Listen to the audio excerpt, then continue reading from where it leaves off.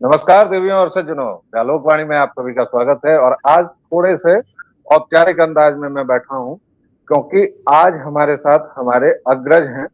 ये सबसे पहला परिचय है। वैसे आप लोग हमारी दाहिनी चौखट में जो हैं, धीरेन्द्र पुंडीर सर, उनको बहुत अच्छे तरीके से जानते हैं। आइए पहले इनका स्वागत कर लेते हैं। सर, बहुत बहुत स्वागत है आप। व्यालोक जी, बहुत बहुत आपका धन्यवाद। और व्यालोक वाणी के तमाम मुझे लगता है कि दर्शकों को मैं मेरी तरफ से इसलिए कह दूं कि व्यालोक के कंटेंट को लेकर मैं बहुत ही निश्चिंत रहता हूं, क्योंकि एक बड़ी सुदीर्घ जो परंपरा है अध्ययन की, उससे आते हैं और देश को समझने का जरिया भी। और मैं अच्छे से जेएनयू से मैं व्यालोक को जानता हूं, तो इसलिए कह सकता हूं कि बेहतर एक आपने बुलाया व्यालोक, इसके लिए भी आपका धन्यवाद। अरे सर, ये तो हमारा सौभाग्य है।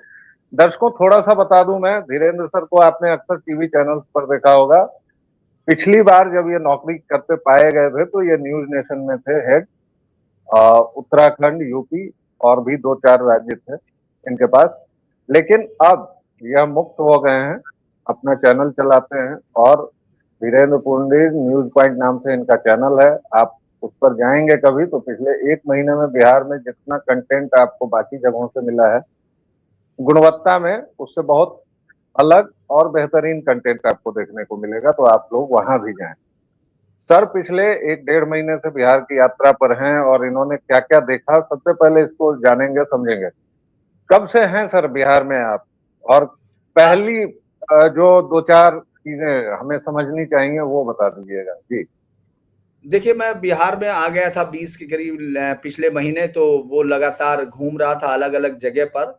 और चूंकि बिहार में मैं बहुत साल पहले से रहा हूँ, बहुत सारे दर्शकों को आपके शायद जिनसे हम लोग पहली बार रूबरू हो रहे हैं, बिहार में मैंने 2004-05 में एक बहुत लंबा स्टिंग ऑपरेशन किया था, जो आज तक पे चला था। आज तक में मैं आज तक में ही था डिप्टी एडिटर इन्वेस्टिगेशंस। और इसलिए मैं कह रहा हूं, इसका कंटेंट का बोलना इसलिए जरूरी है व्यालोक, ताकि वो अंतर मैं बता पाऊं उन लोगों को जो बिहार के नहीं है। आप ये समझिए, 2004 में मैंने ट्रेवल किया यहाँ अलग अलग जगह पर। चोरी की मूर्तियां, जो एंटीक मूर्तियां इस जगह से बेची जा रही थी, तमाम जगह पर जा रही थी। और चूंकि उस वक्त देश का सबसे बड़ा मूर्ति तस्कर पकड़ा गया था उस समय जयपुर से, तो वामन नारायण घिया है। जो लोग भी जानना चाहें वो जरा सा टाइप कर लेंगे तो वो समझ जाएंगे कि दुनिया के सबसे बड़े मूर्ति तस्करों में उसका नाम होता था उसका। और उसको लिखा जाता था दुनिया की किताबों में, मैन फ्रॉम बॉम्बे। तो उसके बाद हम लोगों ने यहाँ ट्रेवल किया, राजगीर, नर्मदा। उसके अलावा मैंने यहाँ AK-47 खरीदने आए, कार्बाइन, 100 पिस्टल्स, वो सब ऑन रिकॉर्ड कैमरे पे हैं, वो दिखती हैं। वो नालंदा से वो मुंगेर, बिहार शरीफ उधर की तरफ गए। फिर हम लोगों ने 43 टाइगर स्किन, जो अलग अलग, जिसमें कुछ ओरिजिनल कुछ नकली भी। यहाँ चूंकि बिहार में बाहर के लोगों को तो समझा दिया ही जाता है, तो गधे पर रंग करके पेंट करके वो बताया जाता है। तो मैंने देखा। उसके बाद लगातार आते रहे, चुनाव भी कवर किए। लेकिन इस बार के चुनाव में जो सबसे इंटरेस्टिंग बात व्यालोक, जो हमको, मतलब मैं इसलिए दर्शकों को बता रहा हूं चूंकि मैं इसका एक गवाह के तौर पे बता रहा हूं, मैं पढ़ के नहीं बता रहा। राजगीर में जब मैं गया था, उसके बाद मैं 19 में भी आया। चुनाव में मेरी आदत है, मैं जाता हूं जहां एक बार जाता हूं वहां दोबारा जाता हूं। तो मैं इस बार दोबारा वहां गया जहां मैंने चोरी की मूर्ति देखी थी एंटी, कि हमने कहा चलिए देखते हैं वो कहाँ है। वो लोग हालांकि मुझे नहीं पहचानेंगे, बाल उड़ गए हैं, पहले मेरे भी आलोक की तरह थे। तो वो जो है, वहां जब मैं गया तो जानते हैं वहां क्या था? एक होटल था। और राजगीर में 150 कम से कम, इंटरनेशनल नहीं तो नेशनल लेवल के होटल्स हैं।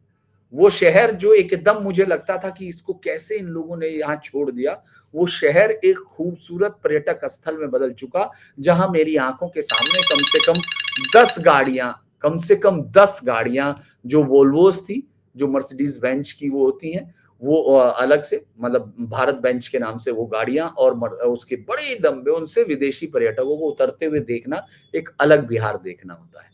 दूसरा, सर एक बार यहाँ रोकूंगा सर। सॉरी, मतलब इसलिए रोकूंगा क्योंकि बोध गया बिल्कुल अलग है। मैं 5 साल पहले गया था गया की यात्रा पर, गया जी की यात्रा पर। अब तो आधिकारिक तौर पे वो गया जी है। हालांकि हिंदू जो हैं वो अक्सर हैं, अधिकांश हिंदू अभी भी गया जी, गंगा जी, यमुना जी यही कहते हैं। लेकिन खैर, तो गया जब मैं गया तो वो कूड़े, गंध और सड़ाध से उन्मनाता हुआ शहर था, विष्णुपद तीर्थ की बहुत दुर्दशा थी, वो जो तालाब हैं उसकी दुर्दशा थी, और बोध गया बहुत चमक रहा था।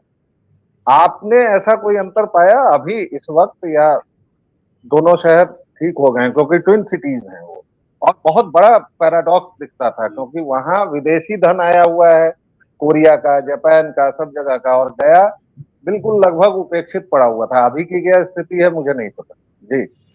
देखिए, मैं जब गया था उस वक्त तो जो शुरुआती दौर था वो तो आप छोड़ दीजिए, क्योंकि उस समय नक्सल भी काफी यहाँ जी इफेक्टिव होता था उस इलाके में, और खासतौर से गया तो उन बड़े जो नरसंहारों की जमीन रही है।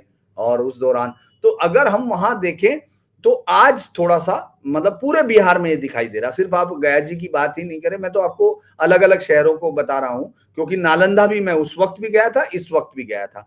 तो देखिए, एक जो इकोनॉमी है वो थ्राइविंग करती हुई दिख रही है, आगे बढ़ती हुई दिख रही है।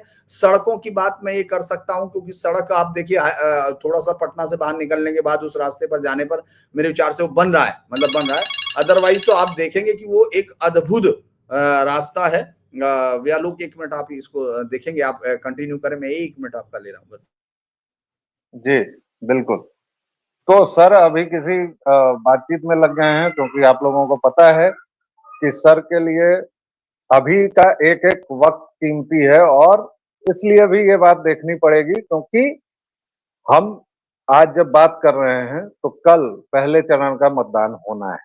पहले चरण के मतदान में किन दिग्गजों के भाग्य बंद हो गए हैं, और अभी तक हम लोगों ने जब तक 6:45 तक बातचीत की है, तब तक ये पता चल रहा है कि अभी तक हमने केवल सर के अनुभव और बाकी चीजों पर बातचीत की है। लेकिन अब कल का जो पहले चरण का मतदान है उस पर हम सर से जानना चाहेंगे। आप 1 महीने से घूम रहे हैं, क्या दिखा बिहार में? राजनीतिक तौर पर क्या लग रहा है? क्या स्टेटस को मेंटेन रहेगा, परिवर्तन होगा? क्या आपकी क्या समझ बनी है इन 1 महीनों में? देखिए, पिछले 1 महीने से एक बड़ा इंटरेस्टिंग मुझे ये लगता है कि एक तो सरकार के खिलाफ एंटी इनकम्बेंसी नहीं दिख रही है, जो सतह पे कहीं एंटी इनकम्बेंसी नहीं है। और चूंकि अमूमन जब एंटी इनकम्बेंसी नहीं होती है लोग, तो हम लोग ये मानते हैं कि वो सरकार रिटेन कर रही है और पहले से बेहतर भी कर सकती है। जितना उसका पहला जो उसके पास सीटों का अरेंजमेंट रहा हो उससे वो बेहतर होता है, क्योंकि जब एंटी इनकम्बेंसी नहीं होती है तो आप बहुत ज्यादा चेंजेस की उम्मीद नहीं करते हैं कि लोग अपने मत में कोई चेंज करेंगे। तो ये सबसे पहला। दूसरा, एक बड़ा इंटरेस्टिंग बिहार को लेकर गौर करने वाली बात है कि बिहार बाकी सब राज्यों, बाकी सब ह्यूमन डेवलपमेंट इंडेक्स की बातें हो या बाकी तमाम विकास की बातें हो, उन पर आपको बहुत आगे नहीं दिख रहा हो। चाहे मतलब देश की जीडीपी का पर डे कैपिटा इनकम का भी अगर आप देखेंगे, पर कैपिटा इनकम का वो 31% बैठता है, जो पहले लालू के समय में एक बार 27% चला गया था। यहाँ अच्छा हुआ था, लेकिन अभी थोड़ा नीचे आज के डेट में अगर हम 23-24 के डाटा को देखते हैं। लेकिन एक चीज जो पूरे देश को वो राह दिखा रहा है वो ये है कि सबसे ज्यादा महिलाएं इस राज्य में आने वाली सरकार का डिसीजन कर रही हैं। वो ये फैसला ले रही है कि कौन सी सरकार आएगी। ये चुपचाप हुई हुई क्रांति है जिसमें ये देश से बिल्कुल आगे। हम लोग जेपी क्रांति की बात नहीं कर रहे, हम यहां हो रही क्रांति की बात कर रहे हैं कि 2010 से आज तक बिहार के अंदर जितने चुनाव हुए हैं, जो लोकसभा 2024 इंक्लूडिंग, आप ये सोचिए महिलाओं का वोट प्रतिशत शुरुआत 3% से हुई थी फालतू, और अब वो कई कई सीटों पर 9 से 11% तक है। ये बढ़ रहा है। बाकी सब राज्यों में भी एक आध बार ऐसा हुआ कि महिलाओं का वोट परसेंटेज पुरुषों से ज्यादा हुआ, लेकिन यहां ये चीज कंटिन्यूटी दिखा रही है, कंटिन्यूअस। यानी ये बता रहा है कि सरकार बनाने में जो भागीदारी है महिलाओं की बहुत ज्यादा है। और जब हम इस इश्यू पर आते हैं तो ये बात आप सोच ले कि कल आखिरी दिन भी उनको कहना पड़ रहा है कि मैं 30,000 रुपया दूंगा, तेजस्वी इस तरह की घोषणा करते हैं और तमाम चीजें। उससे पहले जो 10,000 रुपया है वो इस तरह ही एक विश्वसनीय उनके साथ एक उनके पास ताकत है। मैं इसलिए बता रहा हूं क्योंकि ये सब चीजें मैंने ग्राउंड पे देखी है। मैं कल एक बराबर में गया हुआ था, गया जी के ऊपर, जहानाबाद की बहुत अद्भुत मतलब हिंदुस्तान की विरासत है जिसको दिखाया जाना चाहिए था। तो वहां लोग दो पति पत्नी, यंग पति पत्नी थे, वो खोद रहे थे कुछ। तो उन्होंने हमारी गाड़ी देखी, चूंकि वो बड़ी गाड़ी देखने के बाद उनको लगता है कि कहीं वन विभाग तो नहीं आ गया। तो मैंने गाड़ी रुकवाई, मैंने पूछा क्या कर रहे हो? तो उन्होंने वो मेरी भाषा भी यहाँ से नहीं है ना, तो चूंकि उन्होंने एकदम कहा कि नहीं सर हम तो सूखी हुई लकड़ी। अरे मैंने कहा भाई मैं पहले तो बता दूं मैं वन विभाग से नहीं हूं और मैं कोई सरकारी नहीं हूं मुझे ये बताओ। तो उन्होंने ये जो बताया उसमें दूसरा बड़ा इंटरेस्टिंग जो हुआ, जब मैंने उस महिला से पूछा कि आप जीविका से हो, कह रहे हाँ। 10,000 रुपया आया है खाते में, कह रहे आया है। तो मैंने उससे पूछा कि वोट किसको दोगे? पति, मैंने बराबर में पति था, यंग ही था। मैंने कहा कि पति से पूछ के दोगे, यही तय करेगा, क्योंकि वो मुस्कुरा रही, बोली नहीं। तो मैंने कहा इससे पूछ, तो पति बोला हंसते हुए, कहने लगा इसके खाते में 10,000 है, ये अब मुझसे पूछेगी ये अपने से डाल देगी। तो ये जो चेंजेस है, मतलब लाइटर नोट पे था, लेकिन आप ये सोचिए ये बड़ा यहाँ चेंज। तो सर फिर आपको इंटरजेक्ट करूंगा एक बार फिर से। आपने एंटी इनकम्बेंसी नहीं होने की बात कही। कल नीतीश कुमार बोल रहे थे कि प्रो इनकम्बेंसी है हमारे लिए। 20 वर्षों के बाद ये एक बड़ी सी बात होती है, दिखती है किसी भी सरकार के लिए कि आपके पास एंटी इनकम्बेंसी ना हो। लेकिन एंटी इनकम्बेंसी 3 महीने पहले थी। मैं इसलिए कह रहा हूं क्योंकि मैं यहाँ रहा हूँ, मेरी ये जन्मभूमि है, मैं यहाँ लगातार रह रहा हूँ और इस बीच में पटना में ही रह रहा हूँ, आप जानते हैं। तो 3 महीने पहले एंटी इनकम्बेंसी थी, लेकिन उसके बाद लगातार एक के बाद एक धारासार घोषणाओं ने, और जो ये 10,000 से लेके या फिर स्टूडेंट लोन हो या इतनी सारी, मैं उनको रेवड़ी ही कहना चाहूंगा। प्रधानमंत्री मोदी जब आए थे 2014 में तो वो सब्सिडी और फ्री बीज के खिलाफ थे, लेकिन अब आप देखिए तो एक तरह से झड़ी लग गई है एंटी इनकम्बेंसी को साधने के लिए रेवड़ियों की बरसात। इस पर क्या कहेंगे आप? देखिए किसी भी व्यवस्था में ये बात जब हम लोग पढ़ते हैं और देखते हैं, और खासतौर से दिल्ली में बैठ के देखें, आपको मैं ये नहीं कह रहा आप दिल्ली में बैठे हैं, लेकिन दिल्ली के आउटव्यू का वो हमारी लाइफ के उस पर असर आता है जब हम लोग वहां रह के काम भी करते हैं और पढ़ते हैं, भले ही हम जी अपनी जन्मभूमि पे लौट आए। आप ये देखेंगे कि अगर हम बिहार के कंटेक्स्ट में बात कर रहे हैं तो उसपे पूरे देश के उसको इंडेक्स को लादा नहीं जा सकता। दूसरा नहीं। ये आपको है ना, दूसरा ये देखने की जरूरत है कि क्या सरकार में जो सरकार आना चाहती है, अगर वो अपने काम करना चाहती है तो उसको सरकार में रहना जरूरी होगा। उसके लिए आपको कदम कदम पर समझौते, मैं किसी भी सरकार की बात नहीं कर रहा हूं, मैं किसी भी, और मैं ये मानता हूं कि सब्सिडी देना, लेकिन ये तब तक मुझे अच्छा लगता है जब तक मैं जानता हूं कि मेरे घर में शाम को जाने के बाद खाना होगा। अगर हम उन लोगों की बात करें, बिहार की उस आबादी की बात करें जिसके पास 10,000 रुपए, 10,000, अगर वैसे देखोगे तो अब कोई फोन भी नहीं आता है, आपको मालूम है उनके हाथ में कोई फोन भी नहीं आएगा उस तरह का, लेकिन वो 10,000 अगर उनको संबल दे रहा है, आप ये समझ रहे हैं, तो आप इस बात को मानिए कि ये उनकी जिंदगी का जो एक जरूरत का हिस्सा है, ये है, सरकार को ये दिया जाना चाहिए था। मैं आज भी मानता हूं वह लोग कि अगर वो खाना जो 85 करोड़ लोगों को या 80 करोड़ को जो मजाक बनाते हैं विपक्षी या तमाम पार्टियां, तो मैं ये मानता हूं कि अगर वो नहीं दिया जाता तो इस देश में मरने वालों की तादाद सबसे ज्यादा होती। बिहार में जो एंटी इनकम्बेंसी, मैं उसको भी जोड़ रहा हूं, बिहार में एंटी, जी यही मुझे दर्शकों श्रोताओं, आप कई बार मुझे टोकते हैं कि मैं अपने अतिथियों को बीच बीच में टोक देता हूं। दरअसल ये इसलिए होता है कि बातचीत की धारा बनी रहे। सर, मछली पकड़ना सिखाना ज्यादा बेहतर है या मछली दे देना? आप 80-85 करोड़ लोगों को 30 किलो अनाज दे रहे हो, बनिस्पत आप उनको उत्पादक क्रम में लाते, उस साइकिल में लाते। और यही जब मोदी पहली बार बने थे तो उनकी यही सोच थी, फिर ये परिवर्तन। लेकिन खैर चलिए, आप इस बात को एड्रेस कर लीजिएगा, उसके बाद अपना बिहार का आपका अनुभव बताएंगे। जी नहीं, मैं इसको इसी के साथ जोड़ रहा हूँ, बिहार के साथ ही जोड़ रहा हूँ मैं। बाहर हम लोग, चूंकि जो दर्शक है वो हम लोगों को बिहार चुनाव पे सुनने आए, तो मैं उनको नहीं कहूंगा कि दूसरी चीजें जोड़े। दरअसल मैं इसको इसलिए जोड़ रहा हूं क्योंकि नीतीश ने कोई ऐसा चमत्कारी काम नहीं किया, आपने देखा होगा बाहर, उसको नहीं गिन सकते आप। आपने बाहर, मतलब मैंने आपको कहा कि ये पूरे देश के कोई ह्यूमन डेवलपमेंट इंडेक्स में बहुत बड़ा असर नहीं करता, लेकिन आप मुझसे ज्यादा बेहतर तरीके से बता सकते हैं कि आज से, जब लखीसराय मैं गया था नकली नोट खरीदने, तो मुझे मालूम है कि वहां जाने में 7 से 7.5 घंटे लगे थे। ठीक है, आज आप 3.5 घंटे में, 3 घंटा 26 मिनट मेरे पहुंच गूगल से सकता दिखा है ना, 3 घंटे में पहुंचा। तो दरअसल ये क्रांतियां सिर्फ एक बहुत ही खूबसूरत लाइन मुझे याद आती है, मैं अभी इस समय रखा था कि क्रांतियां सिर्फ बंदूकों से नहीं आती, क्रांतियां सिर्फ बमों से नहीं आती, क्रांतियां स्कूल जाते हुए जो बस्ता लेकर स्कूल जाता है वो भी आती है।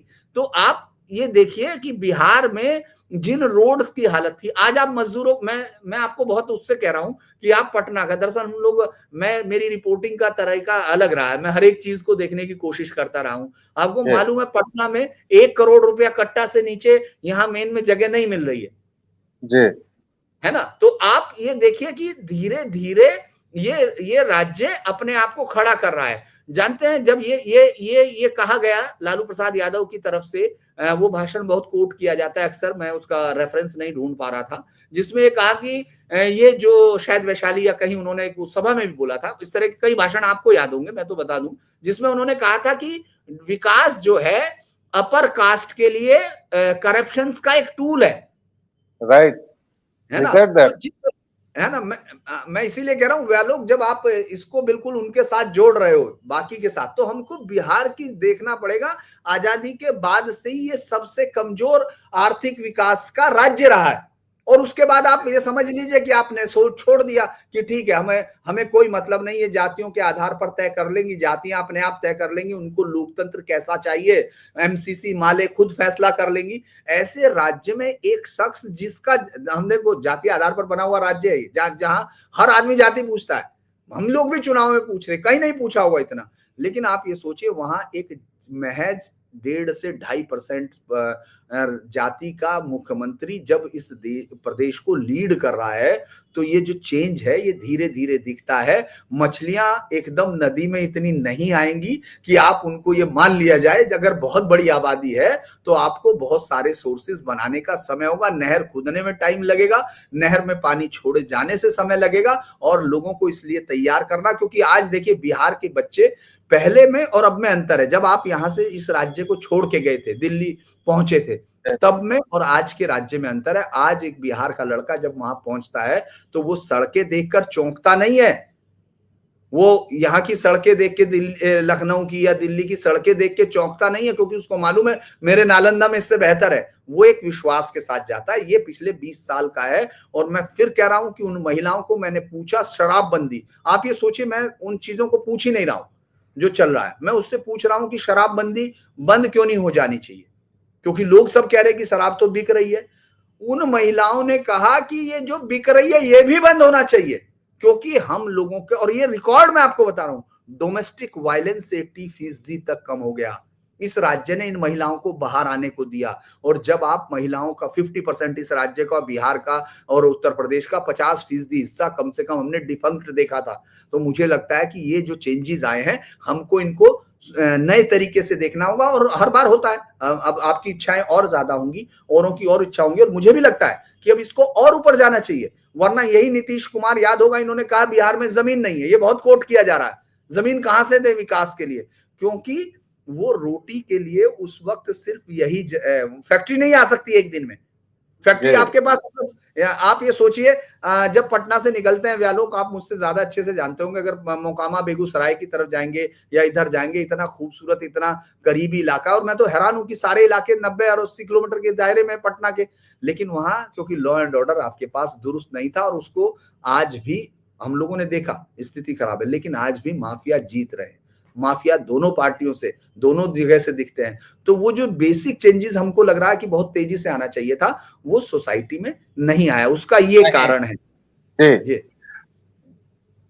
दो अंतिम सवाल, बल्कि एक ही सवाल है, दो हिस्सों में है। तेजस्वी एंड पार्टी कह रही है कि भाई कब तक जंगल राज का रोना रोओगे, और आपके एक बड़े अच्छे मित्र हैं, खुद को पत्रकार भी कहते हैं, कांग्रेसी कार्यकर्ता हैं, उन्होंने ठीक यही बात ऑन कैमरा लोगों से पूछी। लोगों ने उनको कहा कि हम तब तक बताएंगे जब तक जिंदा है, क्योंकि हमारी आने वाली पीढ़ियों को यह सच्चाई पता होनी चाहिए। और जब आप पूछते हैं कि 20 साल से क्या किया, तो 20 साल उस गड्ढे को पाटने में लगाया गया, अब उस पर इमारत बनेगी। ये एक नॉर्मल बिहारी कॉन्सेप्ट है लोगों में, जो जेडीयू और एनडीए को पसंद कर रहे हैं। इसके संदर्भ में आप इतने दिन रहे, सड़कों पर रहे, लोगों से मिले, आपको क्या लगता है क्या स्टेटस को मेंटेन रहेगा, एनडीए की सरकार वापस होगी? मैं आपसे किसी भविष्यवाणी की बात नहीं कर रहा हूं, लेकिन एक मोटा ताजा आंकड़ा आपको मोटा मोटी क्या लगा, कैसे लगा, ये मेरा अंतिम सवाल है फिलहाल की वार्ता का जी। देखिए, मैं ये कहूंगा कि अगर मेरे से कहा जाएगा तो मुझे लगता है कि सरकार रिटेन कर रही है सीटों की संख्या। इसलिए हम लोग एसेस नहीं करते, एनालाइज नहीं करता हूं मैं व्यालोक, क्योंकि जब कोई पार्टी बन रही होती है, बचती है, तो फिर वो जब बढ़ना शुरू करती है तो ये मालूम नहीं होता कि उसका कांटा कहाँ जाके रुकेगा। उसी तरह से अगर एंटी इनकम्बेंसी आती है तो ये दिखता नहीं है कि वो पार्टी कहाँ जाके टैंक करेगी। तो जो सबसे बड़ी बात है, जो मेरा इसका आधार है, उसका एक कारण है। उसका कारण ये है कि जो माई समीकरण है वो जातियों को जोड़ नहीं रहा है। चूंकि मैं फिर कह रहा हूं, जातियों का कारण हम इसलिए ले रहे हैं क्योंकि बिहार की पॉलिटिक्स का बेसिक आइडिया, बेसिक प्रमाइसिस यही बैठता है, उसके बाद अलग अलग चीजें आती हैं। आप देखेंगे मुस्लिम यादव समीकरण बहुत जब एग्रेसिव होता है, जबकि एक मजेदार बात है कि मुस्लिम यहाँ बहुत एग्रेसिव नहीं दिखता है, जितना मैंने देखा है। बहुत सारी चीजें मैंने देखी हैं, लोगों से बातचीत की, तो वो बहुत पार्टिसिपेट भी नहीं करता है इंक्लूसिव उसमें, बातचीतों में ज्यादा। लेकिन आप देखेंगे कि यादव वोटर बहुत ताकत के साथ अपने आप को असर्ट करता है, और उस जगह यहां तक कि बहुत सारे रिपोर्टर्स हम लोगों के साथ भी, चूंकि जब आप फील्ड में जाते हैं तो उनको ये लगने लगता है कि सामने वाला आया है तो बीजेपी को जिताएगा, फला जिताएगा, वो सब चीजें उनके अंदर, तो वो आपको दिखेगा। लेकिन यही एग्रेसिवनेस उसको बाकी जातियों के साथ अलाइन करने में दिक्कत पैदा कर रही है।